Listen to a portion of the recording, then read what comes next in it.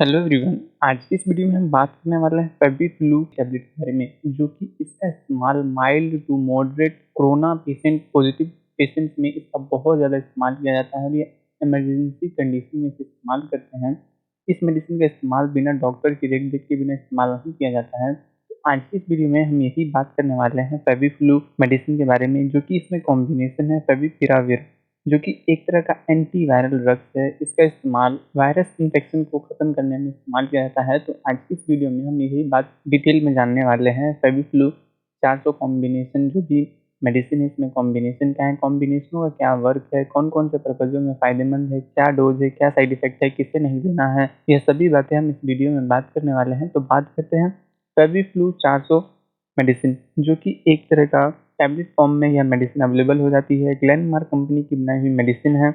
इसके साथ ही साथ यह 200 एमजी और 400 एमजी की डोज में आपको मिल जाती है। 200 एमजी की बात करें तो यह 34 टैबलेट की पैकिंग होती है और 1294 में आपको अवेलेबल हो जाती है। इसके साथ ही साथ जो अगला एमजी होता है, 400 एमजी की पैकिंग होती है, 17 टैबलेट आते हैं और यह 1224 में आपको 17 टैबलेट की पैकिंग मिल जाती है। फेविफ्लू के बॉक्स के अंदर आपको एक कंसर्न फॉर्म मिल जाता है। इसके अलावा मेडिकेशन लिफलेट मिल जाता है, जिसमें आपको इस दवा के बारे में सभी डिटेल में जानकारी दी जाती है। तो ये हमने बेसिक डिटेल के बारे में जाना फेविफ्लू 400 मेडिसिन के बारे में। अब बात करते हैं फेविफ्लू में क्या-क्या कॉम्बिनेशन है। तो इसमें एक ही कॉम्बिनेशन है फेविपिराविर, जो कि एक तरह का एंटी वायरल ड्रग्स है। इसका इस्तेमाल फ्लू, इन्फ्लुएंजा जैसे कंडीशनों में भी इस्तेमाल किया जा चुका है। बात करें फेविपिराविर किस तरीके से वर्क करता है, तो जो भी वायरसेस जो भी इन्फेक्शन को क्रिएट करते हैं, उनकी यह मल्टीप्लिकेशन को ब्लॉक करने में मदद करता है, वायरस को फैलने से कम करता है। तो यह बहुत ही जल्दी रिकवरी करने में मदद करता है। यह मेडिसिन वायरस के आरएनए पे अटैक करता है, उनकी आरएनए सब्सटेंस को खत्म करने में मदद करता है। बात करें फेविपिराविर का डोज क्या होता है, तो इसका डोज ग्लेनमार्क कंपनी द्वारा आपको मेडिकेशन फॉर्म में आपको बताया जाता है कि पहले दिन आपको दिन में 2 बार 1800 एमजी की पैकिंग में आपको यह डोज लेना होता है। इसके अलावा अगले 14 दिनों तक 800 एमजी सुबह-शाम इस्तेमाल किया जाता है। इसका डोज आप कंफर्म करें डॉक्टर की देख-रेख में ही, आपके कहने पे या किसी के बताए जाने पर आप इस मेडिसिन का डोज कंफर्म ना करें। इस मेडिसिन का इस्तेमाल सिर्फ और सिर्फ डॉक्टर की देख-रेख और इमरजेंसी कंडीशन में ही इस्तेमाल करें।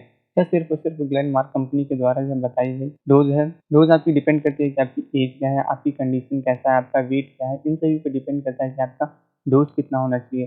तो इन सभी के अंडर गाइडलाइंस के अंदर ही आप इसे इस्तेमाल करें और डोज का कंफर्मेशन करें। बात करें इसे किसे इस्तेमाल नहीं करना है, फेविपिराविर मेडिसिन को किसे इस्तेमाल नहीं करना है। अगर आप ब्रेस्ट फीडिंग मदर हैं या प्रेग्नेंट लेडी हैं, इसके अलावा अगर आप किडनी पेशेंट हैं, ब्रेस्ट फीडिंग मदर हैं, अगर आपको गाउट की प्रॉब्लम है, जॉइंट्स में प्रॉब्लम है, इसके साथ ही साथ अगर आपकी यूरिक एसिड हायर लेवल पे है, तो इन सभी कंडीशनों में इसे इस्तेमाल नहीं किया जाता है। इसके साथ ही साथ अगर आपकी एज 12 साल से कम की है, तो उन सभी कंडीशनों में इस्तेमाल नहीं किया जाता है। इस्तेमाल करते हैं तो डॉक्टर की देख-रेख में ही इस्तेमाल किया जाता है। इसकी डोज़ कन्फर्म होने से पहले इस तरह के टेस्ट होते हैं, लीवर टेस्ट होता है, ब्लड टेस्ट होता है।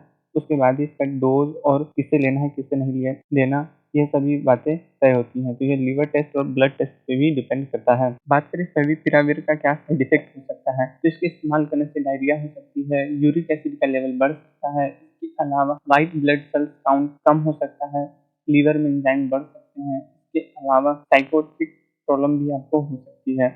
इसके साथ ही साथ एब्डोमिनल पेन के अलावा एसजीपीटी और एसजीओटी भी बढ़, वॉमिटिंग होना, विजन प्रॉब्लम होना, इस तरह के साइड इफेक्ट देखने को मिल सकता है।